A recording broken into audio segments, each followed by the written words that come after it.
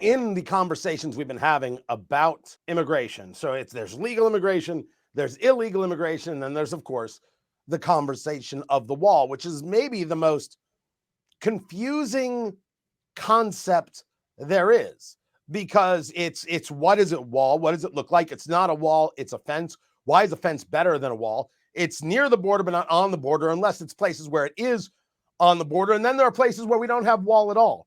So if you can do a 30,000 foot overview, how do you describe to people what the wall is? What it is a different system of barriers with a lot of gaps in between. And like you said, it's a fence, it's not a wall. Because with a fence, you can look through, see what the smugglers, cartel members are doing on the other side. With a wall, you don't have that kind of vision, you don't have that kind of intelligence. And the purpose of a wall is not to stop everybody. It will stop some people, but it will divert others to areas where it's easier for Border Patrol to apprehend them. And with still others that insist on either going above, under, or through a wall, it gives Border Patrol time to apprehend them. And in like a city where people can quickly blend into the population, or near a highway where they can quickly disappear into the interior of the country, seconds count, right? And where seconds count of a wall can stop you for a few minutes, better yet, a parallel system of a wall, that could be the difference between one of the 1.7 million gotaways we've seen since Biden took office and an apprehension. So let's break it down just a little bit further. That the wall's purpose, while it can physically stop people from entering the country, the purpose is to slow them down. Border Patrol knows this and approves of this. Absolutely. One Border Patrol agent said in a video I was watching yesterday, you could build a 100-foot wall. Somebody will come up with a 100-foot ladder, but that's not the point. A wall is just one piece of the border security puzzle. You also need personnel. Obviously, a wall has never apprehended anybody. I mean, maybe they're working on a smart wall right now with robot arms that I don't know about. Maybe. You need people to actually apprehend them. And you also need technology, because one thing that happens is that smugglers will cut through the wall. That has happened, unfortunately, thousands of times. Right. But that is not an argument against the wall. Because again, a wall does not stand alone. And that's the problem we've seen. We've seen a false debate on this. On one hand, you have the side that says a wall will keep everybody out. On the other hand, you have people that say, well, people can get through or over a wall. Walls are ineffective. That is not the point. A wall is just one part of the security apparatus. You need personnel, but you also need technology.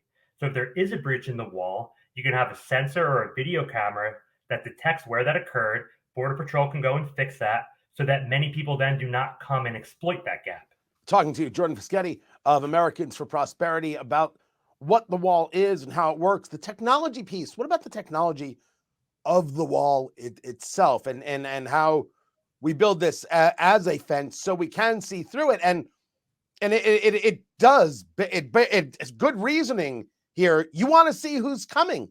Yeah. You build a full flush wall, you don't get to see who's on the other side without the technology. So you get the same value and much less cost. It's a lot more effective for officers to be able to see through, but it's also much more effective when it comes with technology. So when Biden terminated the wall contracts when he took office, right? It wasn't just a wall. It was a wall with sensors, with video cameras, with access roads. A lot of the sectors along the border lack navigable roads. It's interesting when you talk about the border itself. People forget that there are areas where your border is the Rio Grande. The wall is already on the U.S. side. And so before we get into the technology piece, it's again a reminder that for the people who think that the wall is just going to keep everybody out, the wall in a lot of parts of Texas, in those of Brownsville and moving its way up, those people are already in the United States. We haven't solved our problem with the wall. What we're doing is, as you described it, apprehending people before they're able to disappear into the country and not be found. That's precisely right. I mean, you could literally build a fence right on the coast of the Rio Grande, but you would still be in America, because once you hit the middle of that river, you're already in America. And when you're in America, You can apply for asylum as long as you have a credible fear, though they've not been doing credible fear interviews anymore, but that's a whole nother discussion. But because of flooding, you can't build a fence there. See, a lot of times you build a fence a couple hundred feet or up to even a mile from the wall. By that point, they're well inside of America. And the purpose, like I said, is to slow people down. And it's to slow people down that either want to escape or are told by coyotes that this is what they need to do, right? There's a lot of people that just give themselves up to Border Patrol. Sometimes wait for them in the bed of their trucks. So they come back from an 8-hour shift and they see a whole family in the bed of their truck. And what happens there is that diverts them from actually apprehending people at the border. So when that happens, you're not going to get the personnel to apprehend the ball crossers because 80% of them are processing asylum seekers. And so this is where that other part of the conversation comes in, as you're talking about the technology that came with the wall, talking to Jordan Fischetti of Americans for Prosperity, the cameras and other things. Was it just about the sensors, the areas where you're not going to have a wall at all because it's too barren, it's too much wasteland? Somebody would have to travel a very long distance to be able to cross in some of those New Mexico kind of places, parts of southeastern Arizona, very difficult to get to. Is that the technology piece that has also been eliminated by the canceling of these contracts by President Biden? So the technology that was canceled by the contracts was where the wall was going to go. But you do need technology in those remote areas, right? A wall doesn't make sense. So Border Patrol will talk about 3 different impact zones. There's the high impact, which is like an urban area where people can quickly disappear in seconds. Then there's rural areas where it might take them minutes or hours. And then there's remote areas where it might take them days. So in rural areas and especially remote areas, if it's already going to take you hours or days to reach the nearest highway or the nearest city, a wall that slows you down by 10 minutes is not a good investment. Technology like drones, sensors, cameras, that's what we need to figure out where they are so then Border Patrol can come and actually make an apprehension. The conversation we just had about what a wall does, what a wall doesn't do, the technology that accompanies a wall, not every place needs a wall. A lot of people never get to hear this conversation. All we hear is walls bad or walls good, right? Depending on someone's political ideology, and that's it. It makes sense in every rational way if the objective is to slow people down and be able to apprehend them and then find out their status so we can move forward about whether or not they should be in the country. It would seem to observers that to not want to do that is to not want to get that information. Maybe I'm wrong.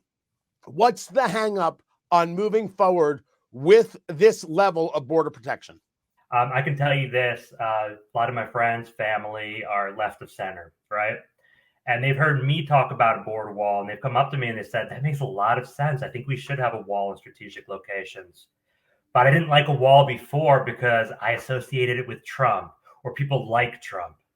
So I think the issue was that people associated the border wall with the rest of Trump's policies, which, especially if you're left of center, you're generally speaking not going to like. So they weren't open to hearing it at all. Because as soon as they heard border wall, they just imagined a whole bevy of, in their mind, right, bad policy. So I think that when people are willing to have these discussions, right, and break it down, show the false choice, right, expose it. It's not a wall across the whole border or no wall at all. A wall in and of itself is not a terrible thing. There's always going to be bad people crossing the border, and that's why you want border patrols to protect us from those people, right? But for everybody else, we need to expand the legal pathways, right? And not just for permanent migration. A big misconception that people on both sides of the aisle have is that everybody who comes here and they want to stay permanently. That's what we're getting right now, because once you've already taken this dangerous crossing, risked your life, paid tens of thousands of dollars, you're not going back, right? But what you used to have is you'd have people that would come seasonally. They'd come to work, they'd go back home. Come to work, go back home.